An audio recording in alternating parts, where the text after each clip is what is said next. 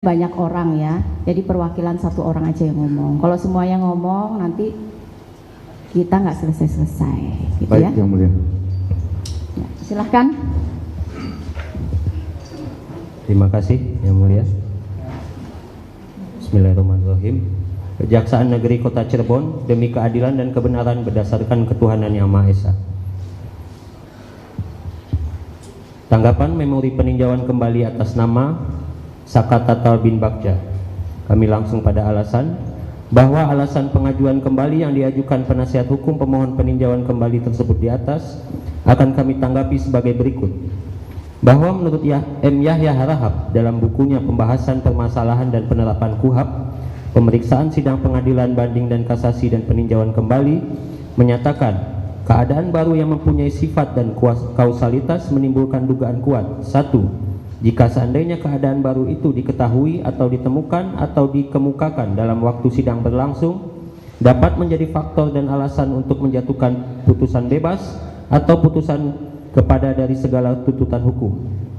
Atau 2, keadaan baru jika ditemukan dan diketahui pada waktu sidang berlangsung dapat menjadikan alasan dan faktor untuk menjatuhkan putusan yang menyatakan tuntutan penuntut umum tidak dapat diterima. Atau 3, dapat dijadikan alasan atau faktor untuk menjatuhkan putusan dengan menerapkan ketentuan pidana yang lebih ringan.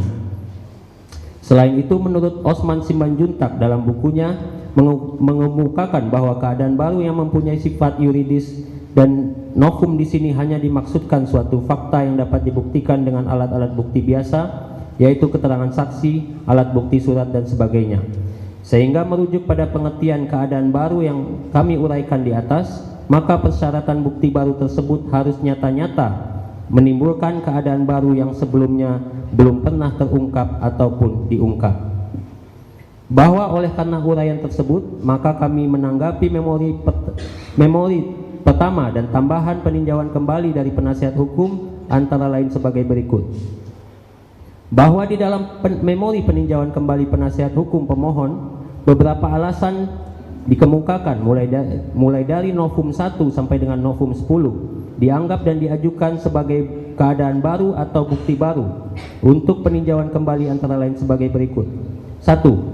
Novum 1, foto almarhum Muhammad Rizky Rudiana yang pada saat di Rumah Sakit Gunung Jati. Gambar tersebut diperoleh pada tanggal 27 Agustus 2016 sekitar pukul 23.15. Novum kedua, Vina di Rumah Sakit Gunung Jati. Gambar tersebut diperoleh pada tanggal 27 Agustus 2016 sekitar pukul 23.30. Novum ketiga, Vina di Rumah Sakit Gunung Jati. Gambar tersebut diperoleh pada tanggal 27 Agustus 2016 sekitar pukul 24. Novum keempat, foto serpihan daging korban yang melekat di baut penopang tiang bahu jalan yang diperoleh pada tanggal 27 Agustus 2016 sekitar pukul 24. Novum kelima, foto motor korban Muhammad Rizky Rudiana yang dimana motor tersebut dipakai untuk membonceng korban Vina. Gambar foto tersebut diperoleh pada tanggal 29 Agustus 2016. Ditambah tambahan penjelasan pemohon peninjauan kembali pada poin 1 memori tambahan pemohon yang berkesimpulan bahwa kematian Muhammad Rizky Rudiana dan Vina disebabkan karena kecelakaan lalu lintas tunggal yang dapat kami tanggapi sebagai berikut. Bahwa berdasarkan fakta hukum, novum 1 sampai dengan 3 dan novum 5 yang dianggap novum oleh penasihat hukum peninjauan kembali merupakan foto lama yang telah dilampirkan dalam berkas perkara atas nama anak Saka Tatal yang pada dasarnya sama, hanya diambil dari sisi yang berbeda namun tidak merubah esensi dan maksud dari foto tersebut. Beberapa foto anak korban Muhammad Rizky Rudiana dan anak korban Vina digunakan juga dalam pemeriksaan korban Muhammad Rizky Rudiana dan korban Vina oleh dokter yang terdapat di dalam visum et repertum nomor ver /77/9/2016/Dokpol tanggal 13 September 2016 dan nomor ver 76/9/2016/Dokpol tanggal 13 September 2016 yang dibuat dan ditandatangani oleh Dr. Andri Nurrohman, SPF, dokter pada Rumah Sakit Bayangkara Indramayu. Kemudian berkas perkara atas nama anak Saka Tatal dan visum et repertum nomor ver 77/9/2016 tanggal 13 September 2016 serta visum et repertum ver 76/9/2016 tanggal 13 September 2016 yang telah dipertimbangkan dan juga dikaji oleh majelis hakim pada putusan nomor 16/Pitsus anak /2016/PN Cirebon tanggal 24 Oktober 2016. Berikut juga dalam tingkat banding dan kasasi yang terbukti sebagai tindak pidana pembunuhan berencana yang dilakukan oleh anak Saka Tatal bersama-sama dengan terpidana lainnya sebagaimana diatur dalam pasal 340 KUHP junto pasal 55 ayat 1 ke 1 KUHP, dan bukan merupakan kecelakaan lalu lintas tunggal sebagaimana diasumsikan oleh penasihat hukum yang juga tidak beralasan hukum. Selanjutnya terhadap novum keempat, pemohon tidak dapat menjelaskan hubungan foto tersebut sebagai alat bukti yang dapat dipertanggungjawabkan secara hukum, di mana semestinya pemohon dalam mengajukan novum terkait foto tersebut disertai hasil visum ataupun forensik, tetapi pemohon hanya berkesimpulan dalam hal tersebut adalah suatu kejadian kecelakaan.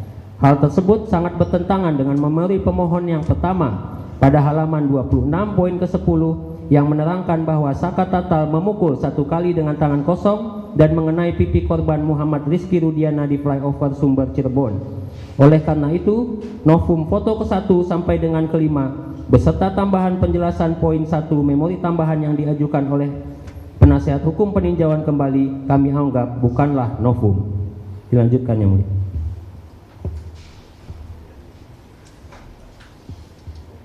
Izin melanjutkan yang mulia, bahwa terhadap novum ke-6 dan tambahan penjelasan novum ke-6 pada memori tambahan pemohon berupa file rekaman keterangan Liga Akbar dan Dede Riswanto berbentuk video bahwa saksi Liga Akbar hanya menjadi saksi pada perkara nomor 4/Pit-B/2016 PN Cirebon. Saudara Liga Akbar tidak menjadi saksi pada perkara nomor 16/Pitsus anak /2016/PN Cirebon. Terdakwa anak Saka Tatal bin Bagja, kesaksian Liga Akbar tersebut diperintahkan oleh Ibtu Rudiana yang faktanya saudara Liga Akbar tidak berada di sekitar area tempat kejadian peristiwa tersebut. File rekaman ini menunjukkan pencabutan keterangan Liga Akbar sebagai saksi bahwa berdasarkan fakta hukum mengenai pencabutan keterangan saudara Liga Akbar dan Dede Riswanto yang menurut penasihat hukum yang di dalam keterangannya diarahkan oleh Rudiana tersebut tidak ada kaitannya dengan perkara anak Saka Tatal, karena Liga Akbar tidak menjadi saksi dalam perkara anak Saka Tatal dan fakta hukumnya saksi Dede Riswanto tidak pernah mencabut keterangannya sampai perkara ini diputus dalam tingkat pertama, banding, dan kasasi, bahwa informasi yang terdapat di dalam video yang diajukan oleh penasihat hukum pemohon tidak serta-merta menjadikan perkara pembunuhan berencana berubah menjadi peristiwa kecelakaan lalu lintas tunggal. Ketiga, novum ke-7, file rekaman keterangan pidato Kapolri berbentuk flash disk atas file keterangan pidato Kapolri yang diajukan sebagai novum 7 oleh pemohon menurut kami haruslah ditolak karena keterangan tersebut tidak dapat dipertanggungjawabkan secara hukum sebagaimana pemohon tidak memiliki kajian secara saintifik yang dapat menyatakan pelaksanaan penangkapan tersebut tidak menerapkan scientific crime investigation, melainkan pemohon mengambil kesimpulan hanya berdasarkan prasangka yang muncul setelah menonton pidato dimaksud. Berikut pemohon gagal memahami arti scientific crime investigation yang sebenarnya telah dilakukan dalam penanganan perkara anak Saka Tatal ini, seperti telah dilakukan pemeriksaan visum et repertum, pemeriksaan psikologi oleh Bapas, berikut didukung oleh alat bukti berdasar pasal 184 KUHP. 4. Novum ke-8, file keterangan Dedi Mulyadi berbentuk flash disk kami tanggapi sebagai berikut, bahwa atas file rekaman keterangan Dedi Mulyadi kami menganggap hal tersebut tidak relevan ataupun tidak ada hubungannya dengan pembuktian perkara Saka Tatal, dikarenakan rekaman tersebut dibuat sebagai pendapat pribadi saja. bahwa atas file rekaman keterangan yang dianggap penasihat hukum sebagai novum mulai dari novum 6 dan 8 haruslah ditolak karena keterangan para saksi yang disampaikan oleh pemohon tersebut tidak diperlukan oleh penyidik dan jaksa penuntut umum dalam melakukan pembuktiannya sebagaimana majelis hakim telah memutus perkara ini terbukti tanpa adanya saksi dimaksud.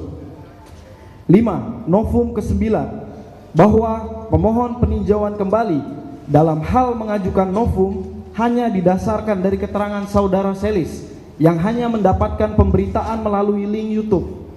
Sementara saudara Selis pemohon peninjauan kembali tidak dapat menjelaskan keterangannya terkait terjadinya tindak pidana. Maka jika hanya menerangkan melihat dari YouTube, maka keterangannya tidak dapat dipertanggungjawabkan secara hukum. Bahwa sesuai dengan pasal 3 Undang-Undang Nomor 11 Tahun 2012 tentang Sistem Peradilan Pidana Anak, setiap anak dalam proses peradilan pidana berhak, huruf E, bebas dari penyiksaan, penghukuman, atau perlakuan yang kejam, tidak manusiawi, serta merendahkan derajat dan martabatnya. Huruf J, memperoleh pendampingan orang tua atau wali dan orang yang dipercaya oleh anak.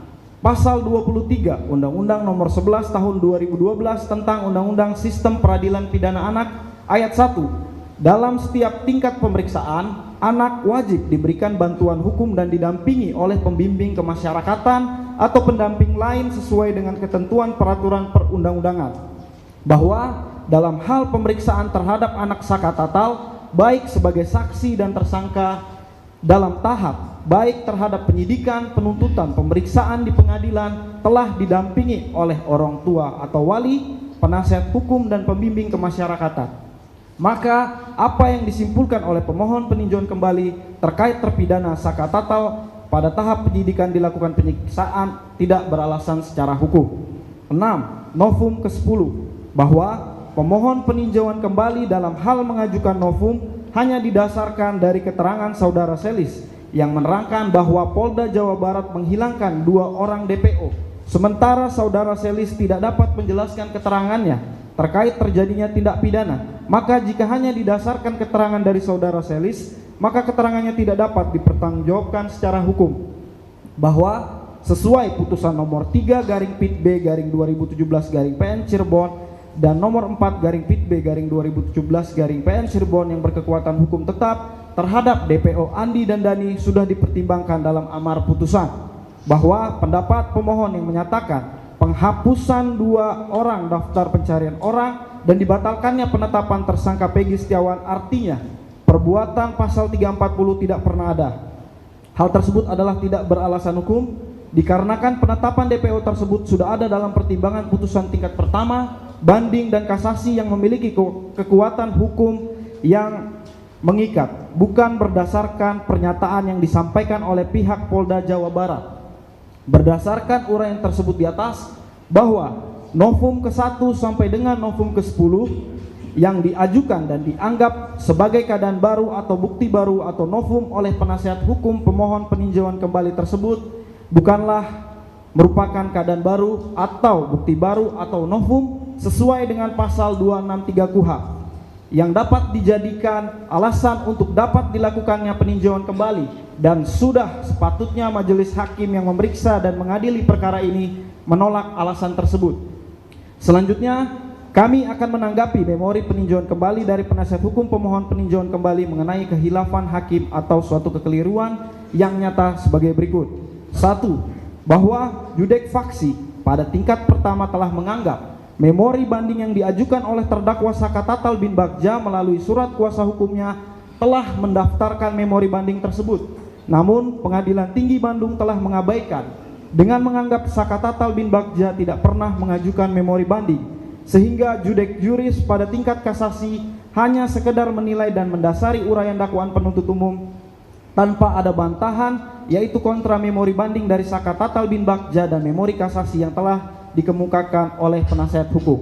Bahwa berdasarkan fakta hukum sesuai pertimbangan Hakim Pengadilan Tinggi Jawa Barat nomor 50/Pitsus-Anak-2016-PT Bandung tanggal 2 November 2016 pada halaman 32, bahwa walaupun penasihat hukum anak telah mengajukan permintaan banding akan tetapi tidak mengajukan memori banding dan kontra memori banding terhadap memori banding penuntut umum sampai perkara ini diputus pada tingkat banding. Maka menurut pendapat kami bahwa pertimbangan hakim pada tingkat pertama sampai dengan tingkat kasasi bukan merupakan kehilafan hakim atau suatu kekeliruan karena telah berkesesuaian dengan amanah pasal 237 Undang-Undang Republik Indonesia nomor 8 tahun 1981 atau KUHP. 2. Bahwa judek juris atau majelis hakim tingkat kasasi sungguh-sungguh keliru dalam menerapkan hukum khususnya terhadap pasal 340 KUHP junto pasal 338 KUHP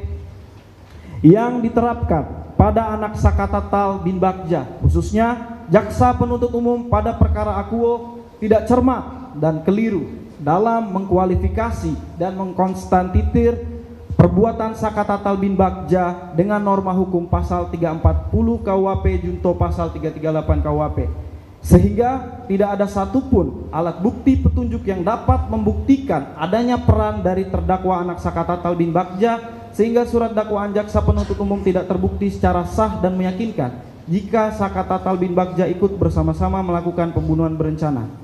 Bahwa tanggapan kami, alasan pemohon tidak berdasar menurut hukum, karena dalam pertimbangan putusan Hakim Pengadilan Negeri Cirebon nomor 16/2016/PN Cirebon junto pasal putusan Pengadilan Tinggi Jawa Barat nomor 50/2016/PT Bandung junto putusan Mahkamah Agung RI nomor 2607K/Pitsus/2016 telah mempertimbangkan dan menguraikan secara lengkap peranan anak Sakatatal bin Bagja, sehingga anak Sakatatal bin Bagja terbukti telah melakukan tindak pidana bersama-sama melakukan pembunuhan berencana. Maka alasan pemohon peninjauan kembali tersebut tidak termasuk kekhilafan hakim atau suatu kekeliruan untuk memutus perkara tersebut. 3. Bahwa berdasarkan fakta hukum judek faksi dan judek juris serta jaksa penuntut umum tidak mengupayakan diversi pada sistem peradilan pidana anak Sakatatal bin Bagja dengan alasan dari pemohon peninjauan kembali yang terdapat dalam poin 4, 5, 6, 8 pada halaman 19 sampai 20 dalam memori peninjauan kembali, bahwa tanggapan kami berdasarkan pasal 7 Undang-Undang Republik Indonesia nomor 11 tahun 2012 menyatakan pada ayat 1, pada tingkat penyidikan, penuntutan, dan pemeriksaan perkara anak di pengadilan negeri wajib diupayakan diversi. Dan ayat 2, diversi sebagaimana dimaksud ayat 1, saya ulangi, diversi sebagaimana dimaksud ayat 1 dilaksanakan dalam hal tindak pidana yang dilakukan: A. Diancam dengan penjara di bawah 7 tahun, dan B. Bukan pengulangan tindak pidana. Maka berdasarkan fakta hukum bahwa anak Sakatatal bin Bagja melakukan tindak pidana yang melanggar pasal 340 KUHP atau pasal 338 KUHP, di mana ancaman hukuman pidana penjara pasal 340 KUHP yaitu pidana mati atau pidana penjara seumur hidup atau paling lama 20 tahun, sedangkan pasal 338 KUHP dengan ancaman hukuman pidana penjara paling lama 15 tahun. Maka menurut pendapat kami, karena perbuatan anak Sakatatal bin Bagja yang melanggar pasal 340 KUHP yang ancaman pidana penjara lebih dari 7 tahun, sehingga dalam perkara anak Sakatatal tersebut tidak diwajibkan untuk diupayakan diversi. Bahwa terhadap keberatan atau alasan pemohon peninjauan kembali pada poin 9 sampai dengan 16 pada halaman 21 sampai halaman 28 dan pada poin 20 sampai 23 pada halaman 31 sampai 32, serta pada kesimpulan dari pemohon peninjauan kembali pada poin 2 pada halaman 33, menurut pendapat kami tidak benar bahwa berdasarkan pertimbangan hakim, perbuatan anak Sakatatal melakukan pemukulan terhadap anak Muhammad Rizky Rudiana merupakan rangkaian perbuatan yang tidak dapat dipisahkan dari perbuatan pelaku-pelaku lainnya dalam rangka melumpuhkan anak Muhammad Rizky Rudiana, sehingga atas persamaan kehendak tersebut tujuan perbuatan pelaku lainnya untuk menghilangkan nyawa anak Muhammad Rizky Rudiana tercapai.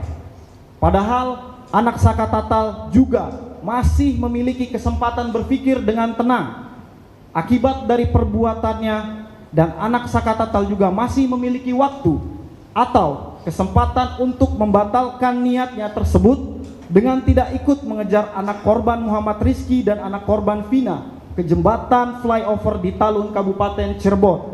Namun ternyata kesempatan dan atau waktu yang dimiliki oleh anak Saka Tatal tersebut tidak dipergunakan anak Saka Tatal, sebagaimana secara jelas dan lengkap telah terbukti dan termuat di dalam putusan Hakim Pengadilan Negeri Cirebon nomor 16/Pits/2016/PN Cirebon Junto Putusan Pengadilan Tinggi Jawa Barat nomor 50/Pits/2016/PT Bandung Junto Putusan Mahkamah Agung RI nomor 2607K/Pitsus/2016 dalam pertimbangannya telah menguraikan secara lengkap dan berkesesuaian mengenai perbuatan anak Saka Tatal bersama-sama dengan saksi Eko Ramadhani alias Koplak bin Kasim, saksi Eka Sandi alias Tiwul bin Murad, saksi Jaya alias Kliwon bin Sabdul, saksi Sudirman bin Suratno, saksi Suprianto maksud kami alias Kasdul, saksi Hadi Saputra alias Bolan, saksi Rivaldi Aditya Wardana alias Ucil alias Andika bin Asep Kusnadi atau terdakwa lainnya dalam perkara terpisah saudara Andi, saudara Dani dan saudara Peggy alias Perong dalam kurung DPO. Berikut motif yang dipermasalahkan pemohon tidak relevan karena bukan merupakan unsur delik di dalam pasal 340 KUHP dimaksud, sebagaimana Jen Remeling di dalam buku hukum pidananya menyatakan menempatkan motif pelaku sejauh mungkin di luar perumusan delik, sehingga alasan pemohon peninjauan kembali tidak benar dan tidak termasuk kehilafan hakim atau bukan merupakan suatu kekeliruan dalam memutus perkara tersebut. Dilanjutkan rekan saya. Terima kasih. Kami akan lanjutkan. Bahwa berdasarkan kesimpulan pemohon peninjauan kembali pada poin 1 menyatakan bahwa dengan bukti baru atau novum tersebut yang belum pernah diajukan dalam waktu persidangan, hilangnya nyawa korban Muhammad Rizki Rudiana dan Vina karena kecelakaan lalu lintas. Hal ini sangat bertentangan dengan keterangan pemohon yang jelas dalam memori peninjauan kembali mengakui anak Saka Tatal telah melakukan pemukulan terhadap anak Muhammad Rizki Rudiana.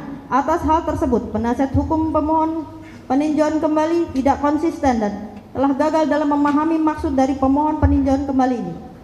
Bahwa alasan pemohon peninjauan kembali menyatakan yudek fakti salah dalam cara mengadili perkara anak dikarenakan pemeriksaan terhadap anak Saka Tatal dilakukan oleh 3 hakim adalah tidak benar karena berdasarkan pasal 44 ayat 2 Undang-Undang nomor 11 tahun 2012 tentang sistem peradilan pidana anak menyebutkan Ketua Pengadilan Negeri dapat menetapkan pemeriksaan perkara anak dengan majelis hakim dalam hal tindak pidana yang diancam dengan pidana penjara 7 tahun atau lebih atau sulit pembuktiannya, sehingga Ketua Pengadilan Negeri tersebut sudah sesuai dengan ketentuan peraturan perundang-undangan.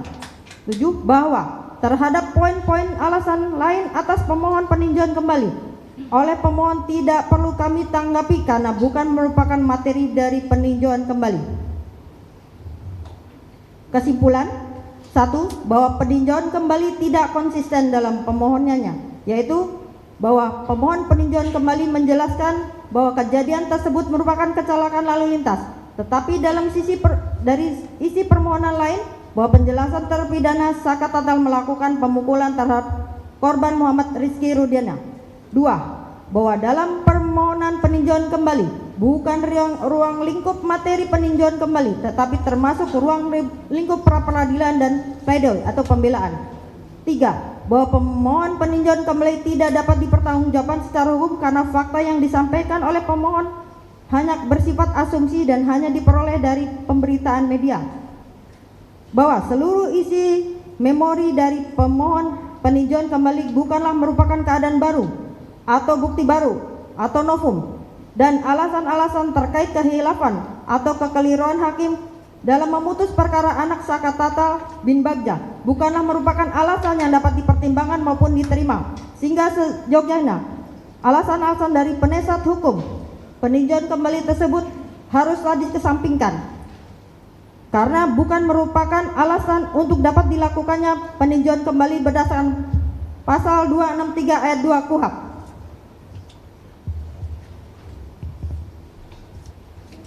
Kami lanjutkan. Berdasarkan uraian tersebut di atas, maka kami mohon agar Ketua Mahkamah Agung Republik Indonesia melalui majelis hakim yang memeriksa peninjauan kembali memutuskan sebagai berikut. 1. Menolak seluruh permohonan peninjauan kembali dari penasihat hukum pemohon atas nama terpidana Saka Tatal bin Bagja. 2. Menguatkan putusan Pengadilan Negeri Cirebon nomor 16/Pitsus Anak /2016/PN Cirebon junto putusan Pengadilan Tinggi Jawa Barat nomor 50/Pitsus Anak /2016/PT Bandung junto putusan Mahkamah Agung RI nomor 2607K/Pitsus/2016. Demikianlah jawaban dan tanggapan memori peninjauan ini kami buat dengan harapan kiranya Majelis Hakim Mahkamah Agung Republik Indonesia berkenan mengabulkannya. Ditandatangani Jaksa Penuntut Umum. Terima kasih Majelis Hakim yang mulia.